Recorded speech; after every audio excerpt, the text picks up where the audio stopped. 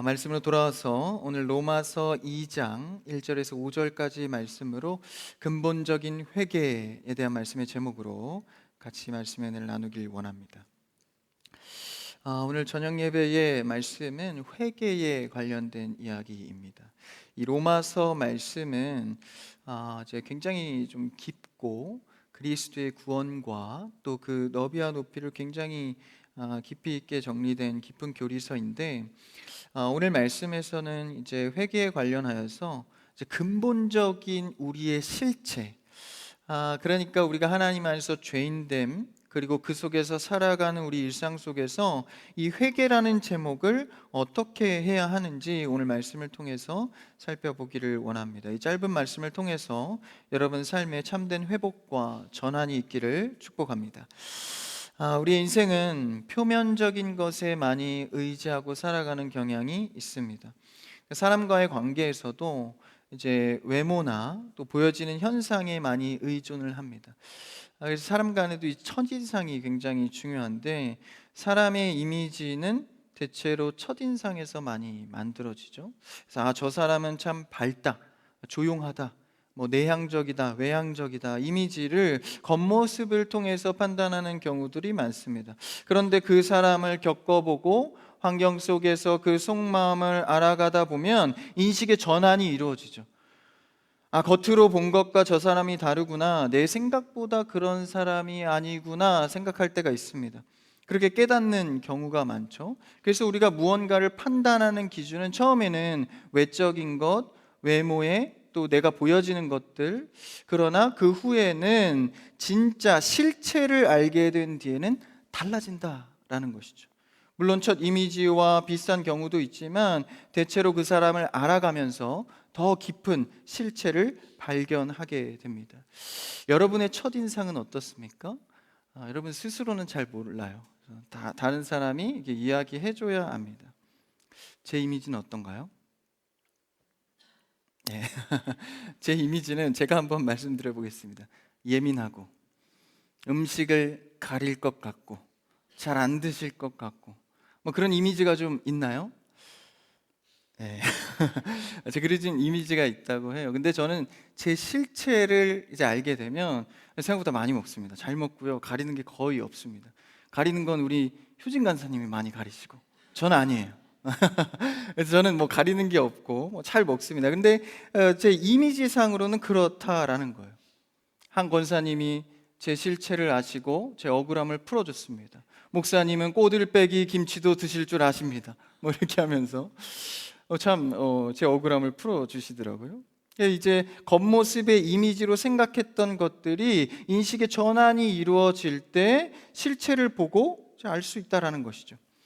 신앙도 마찬가지입니다. 겉모습만의 신앙, 겉핥기의 신앙은 하나님의 뜻과 은혜의 실체를 전혀 알 수 없는 것이죠. 그냥 교회를 들락거리면서 분위기만 알고 그냥 썬데이 크리스찬처럼 그냥 예배 한번 드리고 끝나는 신앙, 그것은 하나님의 깊은 실체의 뜻과 그분의 계획을 알기 어렵다라는 것이죠. 또한 안 좋은 일이 일어나면 낙담하고 외부적인 현상들로만 신앙을 이해하는 것, 그냥 내가 어려움을 당하면 하나님이 나를 저주했나 보다, 좋은 일을 당하면 나를 축복했나 보나, 그냥 외부적인 보여지는 현상으로만 신앙을 판단하는 습관은 매우 위험하다라는 것이죠. 그래서 우리는 하나님께서 보이지 않고 들리지 않지만 우리에게 알려주시는 실체, 인식의 전환이 오늘 말씀을 통해서 이루어지는 역사 있기를 축복합니다. 그래서요, 신앙생활도 하나님의 깊이 있는 그 실체를 발견해 가야 합니다. 겉으로 먼저 우리가 판단하는, 그러니까 이제 외모를 보고 1차적으로 판단하는 이런 습관들 때문에 하나님 앞에서도 그런 판단을 해버립니다. 하나님, 왜 이런 일을 저에게 허락하셨어요? 왜 이런 일이 일어났습니까? 하나님, 저를 심판하시는 건가요? 벌 주시는 건가요? 그런데 하나님의 일은 대부분요, 시간이 지나고 나서 뒤늦게 깨닫는 경우가 많습니다. 그래서 우리는 조금 더 참고 하나님의 뜻과 일을 기다릴 수 있어야 하는 것이죠. 사람 간의 관계에서도 마찬가지입니다. 오늘 말씀에서도 이 사람 간의 관계를 통해서 하나님과의 관계의 정립을 엿볼 수 있는 것이죠. 우리는 남에게 상처를 주고 혹은 내 말로써 그 사람을 판단해서 또 넘어지게 하는 경우가 있습니다. 그런데 경험을 통해서 그 사람이 그렇지 않다는 것을 발견하게 될 때 창피를 당하는 경우가 있죠. 아, 그게 다가 아니구나. 아, 그럴 수 있겠구나. 아닐 수도 있겠구나 하면서 실체를 보게 되는 것이죠. 우리는 삶에 판단하는 습관을 내려놓고 하나님 앞에서 기다리고 일단 하나님의 뜻이 무엇인가를 살펴보는 신앙이 되기를 원합니다. 이 성질이 급하고 이 성격이 급해지면 하나님의 뜻을 발견하기가 어려워지는 것이죠. 그래서 날마다 말씀의 은혜로 인식을 전환해야 되는데, 오늘 본문에서 첫 절을 통하여서 남을 판단하는 것, 곧 이것은 자신을 정죄하게 되는 일이라고 말합니다. 한번 본문 첫 절을 읽어볼까요? 1절입니다. 시작. 그러므로 남을 판단하는 사람아, 누구를 막론하고 내가 핑계하지 못할 것은 남을 판단하는 것으로 내가 너를 정죄함이니 판단하는 내가 같은 일을 행함이니라. 우리는 판단하는 걸 참 좋아합니다. 내 경험과 생각과 기억대로 다른 사람을 결론해 버리는 것이죠. 저도 이제 참 신앙 안에서 만들어져 가는 중인데, 공사 중입니다. 저도.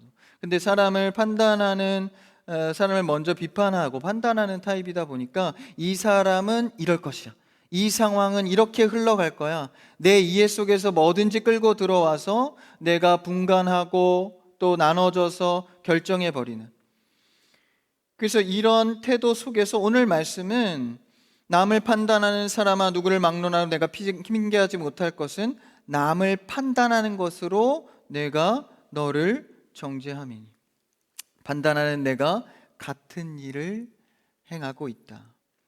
여기서 처음에 첫 절에 이 접속사를 그러므로라는 접속사로 시작합니다. 그러니까 앞의 내용을 받아서 2장 첫 절을 그러므로로 열어가고 있는 것이죠.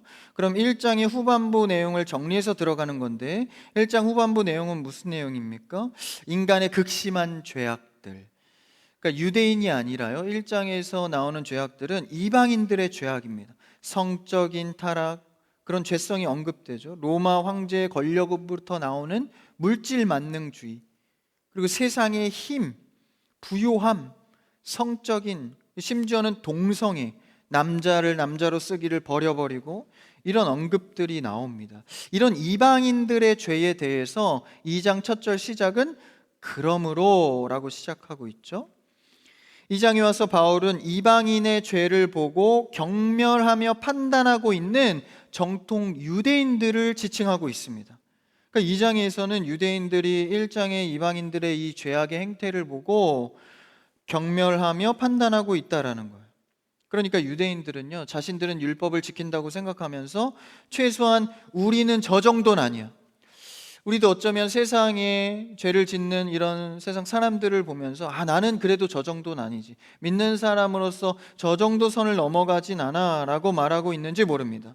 그런데 오늘 말씀에서는 그런 판단과 비판을 하는 사람들에 대해서 우리도 똑같다라는 거예요. 마찬가지다라는 겁니다. 교회를 다니고 신앙생활을 하다 보면 나는 그래도 저들과 비교했을 때 조금은 뭐 하나라도 낫지는 않는가라는 생각을 가질 때가 있습니다. 신앙적 교만의 여유를 부리면서 나는 꽤 괜찮은 신앙인이라고 자부할 때도 있죠. 그러나 오늘 바울은 이렇게 이야기합니다. 그러므로 너희도 판단하지 말아라. 1절 후반부는 충격적인 이 죄악 가운데에서도 오늘 1절에서는 판단하는 내가 같은 일을 행하고 있다. 그러니까 겉으로는 다른 죄인 것 같고 죄를 짓지 않는 것처럼 보여도 알고 보니 그 실체 속에는 극심한 죄에 빠진 사람들과 같다라는 것입니다. 남을 정죄하고 있는 나 역시 그 죄성에 있어 판단받을 대상이다라는 것이죠. 성경의 인물들을 생각해 보면 야, 어떻게 저런 죄를 지을 수 있을까라는 인물들이 많습니다. 하와가 그러했고, 자신의 동생을 쳐 죽인 가인도 그렇습니다. 아간도 그렇고, 사울 역시도 그렇습니다. 다윗도 남의 여자를 취해서 남편을 죽여버리는 저열한 죄를 짓습니다. 그런데 가만히 이 말씀을 살펴보고 읽어보고 묵상해 보니까 그게 저더라고요. 그게 나더라고요. 우리는 누군가를 판단하면서 나는 조금 더 나은 사람이라는 희열을 느낄지 모릅니다. 여러분, 뒷얘기 해보셨습니까? 뒷담화. 이렇게 뒷얘기를 해보면 같이 얘기하는 사람들이 다른 사람을 이렇게 오물조물 씹잖아요. 이렇게 씹다 보면 뭔가의 이상한 희열을 느껴요. 맞아, 맞아. 제가 그랬지. 그 사람이 그랬지. 그러면서 은연중에 속으로 나는 저 사람보다 낫다. 이런 생각을 나도 모르게 하게 되는 것이죠. 이런 심정으로 판단하는 그 속의 모습의 실체는 근본이 똑같다라는 것입니다. 그래서 실체대로 심판하는 하나님 앞에 우리는 이 죄악된 마음을 놓고 회개해야 한다라는 것이죠. 그 다음 절 2절을 한번 읽어볼까요? 2장 2절입니다. 시작. 이런 일을 행하는 자에게 하나님의 심판이 진리대로 되는 줄 우리가 아노라. 이런 일을 행하는 자에게, 그러니까 똑같다고 평가된 그들에게 하나님의 심판이 진리대로, 여기서 말하는 진리는 성경의 말씀이라기보다는 이제 헬라적 문화의 표현입니다. 이것을 해석하면 실체대로라는 뜻입니다. 그러니까 하나님께서 심판하실 것이 우리의 실체의 죄대로 임한다라는 거예요. 그러니까 우리가 겉보기에는 야, 저 사람은 살인을 했대, 사람을 죽였대, 너무나도 큰 죄다. 그런데 나도 내 마음속에 미움과 시기와 질투 속에 이미 그 실체는 하나님 보시기에 살인하였다라는 거예요. 그러면 하나님은 겉모습의 죄로 심판하는 게 아니라 마음의 실체대로 심판한다라는 것이죠. 그러니까 하나님은 우리의 행위만 보고 정죄하는 것이 아닙니다. 율법을 지킴에 있어서 행위로만이 아니라 마음의 중심과 생각을 보십니다. 사람은 외모를 보거니와 하나님은 마음의 중심을 보십니다. 너희들이 음행을 했냐 안 했냐로 죄를 판단하는 것이 아니라 마음속에 음행을 품고 여인을 봤다면 그것도 죄니라. 그렇다면 이 죄악의 선언에 자유할 자가 누가 있겠습니까? 남을 정죄하고 비난하는 마음으로 판단하는 것, 그 마음의 실체에 선하지 않은 동기가 있다면 너도 똑같은 죄인이다라는 거예요. 이전의 마음의 순수한 동기가 어떠했는가에 따라 심판이 이루어진다라는 것입니다. 이런 엄격하고 준엄한 기준에 부합할 자가 우리 중에 누가 있겠습니까? 그러므로 우리가 할 일은 무엇입니까? 하나님 앞에 더 근본적인 회개로 돌아가서 기도해야 됩니다. 하나님, 제가 보니까 이런 죄를 오늘 지었어요. 용서해 주세요. 이게 아니라요. 주님, 오늘 하루에 제 마음이 어땠는지 돌아봅니다. 겉으로는 꽤 괜찮은 사람이었고 비즈니스하고 사람들을 만나면서 친절했습니다. 그러나 주님, 오늘 나는 내 마음에 욕심을 부렸습니다. 저자를 미워했고 마음속에선 시기했습니다. 오늘도 나의 실체의 이 마음을 용서해 주시옵소서. 여러분, 우리는 회개에서 내 겉모습의 행위로만 회개하는 것이 아니라 내 마음을 말씀에 비춰 근본의 죄를 하나님 앞에 고해야 합니다. 생각나시게 하시고 성령으로 깨닫게 하셔서 주님 앞에 실체를 갖고 나아가는 여러분 되기를 축복합니다. 왜냐하면요, 하나님이 이걸 보시고 계시기 때문입니다. 사람 앞에서는 얼마든지 좋은 신앙인 될 수 있습니다. 연기도 할 수 있고요, 꽤 괜찮은 사람으로 보여질 수 있습니다. 그런데 하나님은 그것보다 그 마음의 실체를 보신다고요. 그러면 우리의 회개는 어떠해야 하겠습니까? 내 마음을 진솔하게 돌아보고 그대로 주님 앞에 나와야 합니다. 그 다음 3절에서는 이렇게 말합니다. 한번 3절을 읽어볼까요? 시작. 이런 일을 행하는 자를 판단하고도 같은 일을 행하는 사람아, 내가 하나님의 심판을 피할 줄로 생각하느냐. 이런 쓴뿌리의 동기를 갖고 주님 앞에 나와야 한다라는 것이죠. 거칠의 회개가 아닌 내 실체를 알았으면 그 무거운 마음을 갖고 회개의 기도로 나아가야 합니다. 그런데 여기에서 하나님께서 이제 4절에 이런 좀 심판과 무서움의 마음이 들 때 그래도 하나님께서 4절의 여지를 주십니다. 한번 4절 그 다음 절을 한번 읽어볼까요? 시작. 혹 내가 하나님의 인자심이 너를 인도하여 회개하게 하심을 알지 못하여 그의 인자하심과 용납하심과 길이 참으심이 풍성함을 멸시하느냐. 사실 오늘의 말씀은 굉장히 좀 마음이 무거워지고 강력한 말씀으로 보여집니다. 그런데요, 1절, 2절, 3절에서 뭔가 우리를 정죄하는 것 같은데 4절에서도 문체는 비슷합니다. 그런데 그 내용을 보면 하나님의 인자하심에, 그러니까 무거운 마음을 풀어주는 거예요. 인자와 용납, 길이 참으심을 통하여서 하나님은 이러하시다라는 것을 긍휼로 나타내주고 있는 것이죠. 근데 여기서 흥미로운 것은 이 세 가지 하나님의 특성은요, 우리가 회개했을 때 임하는 하나님이 아닙니다.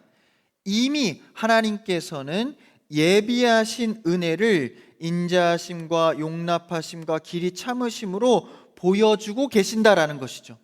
그러니까 회개하기 전에 이미 하나님께서는 우리에게 인자를 베풀고 계신다라는 거예요.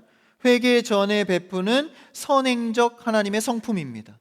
우리가 죄를 짓고 하나님과 멀어질 때도 인자하신 그분은 우리를 늘 향하여 사랑으로 대하고 계십니다. 두 번째 성품은 용납하심.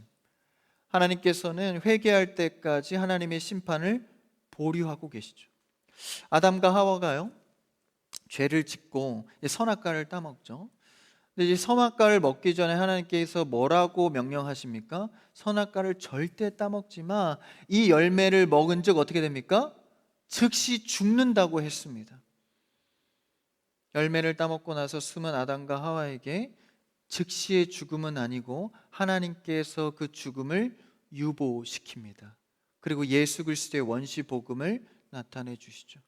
하나님의 용납하심과 보류하심입니다. 그러니까 돌아올 수 있는 기회에 시간과 공간을 허락한다라는 거예요. 여러분, 하나님은 우리가 회개하기 이전에 이미 우리를 용납하시고 보류하고 계십니다. 이 마음으로 우리에게 오신다라는 거예요. 세 번째는 무엇입니까? 길이 참으심. 이 길이 참으신다는 표현은요, 출애굽기에 많이 나오는 표현입니다. 하나님께서 오래 참으시사, 오래 참으시. 광야에서 얼마나 이스라엘 백성들이 불평 불만을 합니까? 계속해서 모세에게 불평하고 하나님을 원망하고 애굽으로 다시 가고 싶다 그러고 종살이에서 건져준 은혜는 어디 가고 계속해서 원망만 하는 거예요.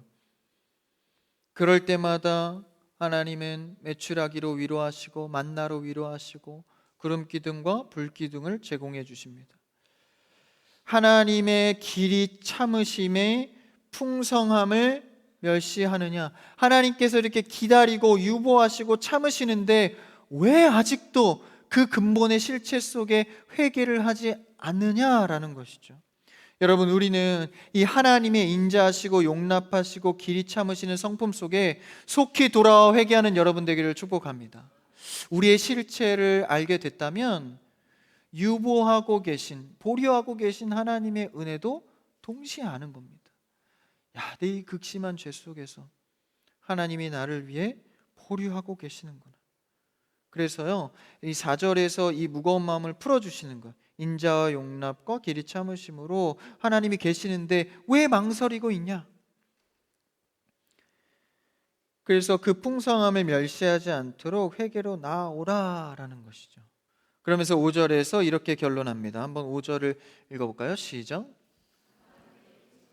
회개하지 아니한 마음을 따라 진노의 날 곧 하나님의 의로우신 심판이 나타나는 그날에 임할 진노를 내게 쌓는도다.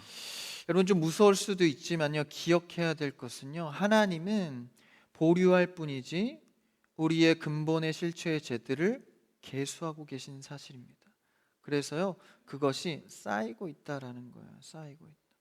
그러니까 속히 회개에 돌아오지 않으면 그 화가 언제 나에게 돌아올지 모르는 거예요. 신앙의 행복은 결국 하나님과의 관계 속에서 회개하고 돌이키고 돌아오는 데에 있습니다. 이 관계를 만들어가는 중심에는요, 나의 실체를 보고 하나님 앞에 회개하는 것에 있다라는 것이죠.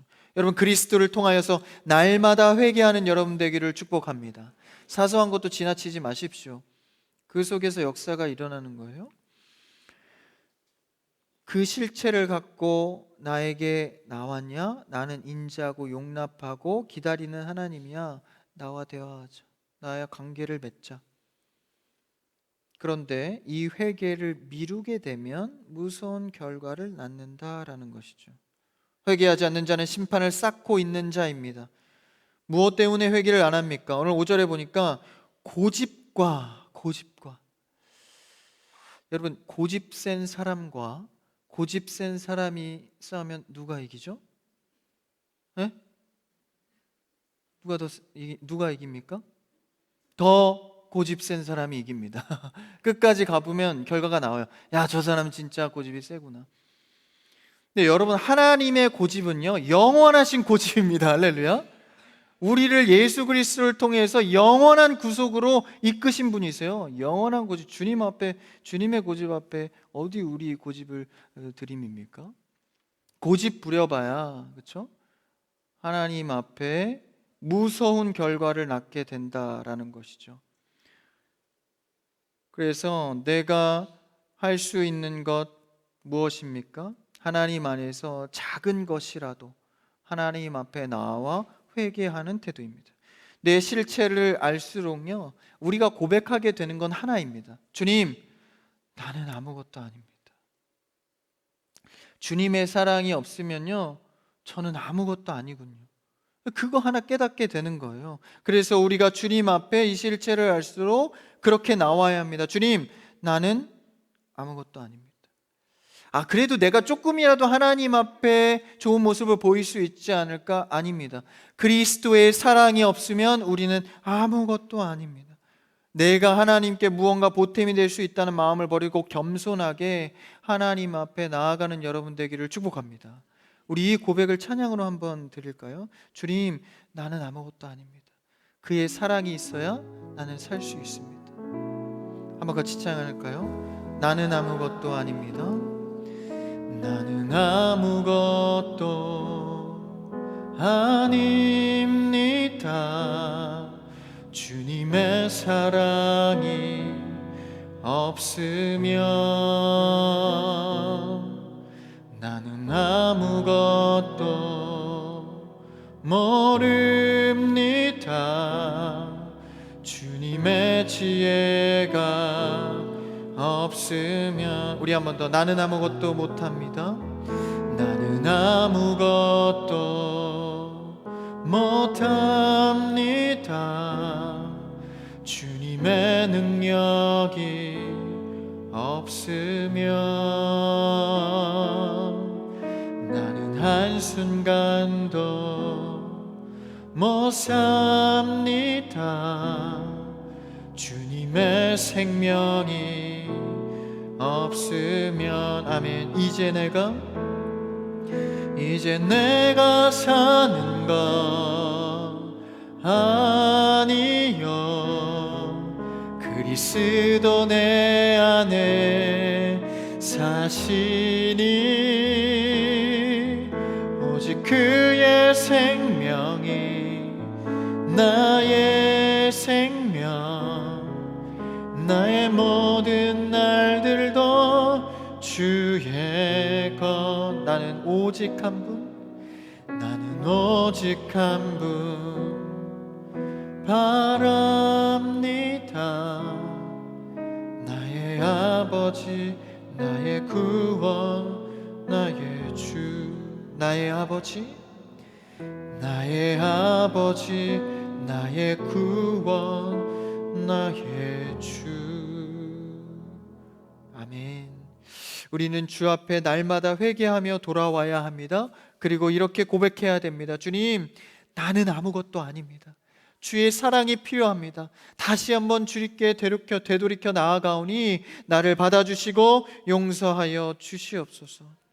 원래 우리는 그런 죄인입니다. 실력이 없는 존재임을 인정하고 단순하게 주님께 나와야 합니다. 주님, 오늘도 여전히 나는 죄인입니다. 나에게 찾아와 주셔서 주의 사랑으로 덮으시고 용서하여 주시옵소서.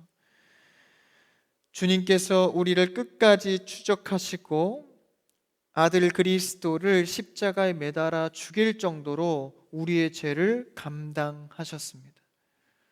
하나님이 시작하셨으니 영원하신 그분께서 반드시 끝내십니다. 그러니 그분 앞에 나와 우리의 죄를 토로하고 실체를 주님께 드리며 회개해야 합니다. 우리는 중간에 포기하고 낙심할지라도 하나님이 끝내실 것을 알기에 소망을 갖고 일어날 수 있습니다. 여러분, 우리의 죄는 우리 안에서 끝나는 것이 아니라 주님 안에서 용서받음으로 온전히 주 앞에 설 수 있습니다. 회개를 내일로 미루지 마시고 오늘 십자가 앞에 내 마음의 동기와 실체를 살펴보고 주님 앞에 돌아가는 여러분 되시기를 축복합니다. 그래서요, 날마다 돌이키셔야 됩니다. 주일에 받은 은혜와 결단한 것들이 있다면 내일 하루의 시작부터 여러분 회개의 마음으로 시작하십시오. 주님, 저는 죄인입니다. 오늘 하루도 내 마음에 깃드는 이 죄들을 용서하여 주시고 다시 한번 주님께로 갈 수 있도록 역사하여 주시옵소서. 주의 자비에 기대어, 긍휼하심에 기대어, 하나님의 인자하심에 기대어 사는 모든 성도 여러분, 또 한 주간의 삶이 되기를 주님의 이름으로 축원합니다.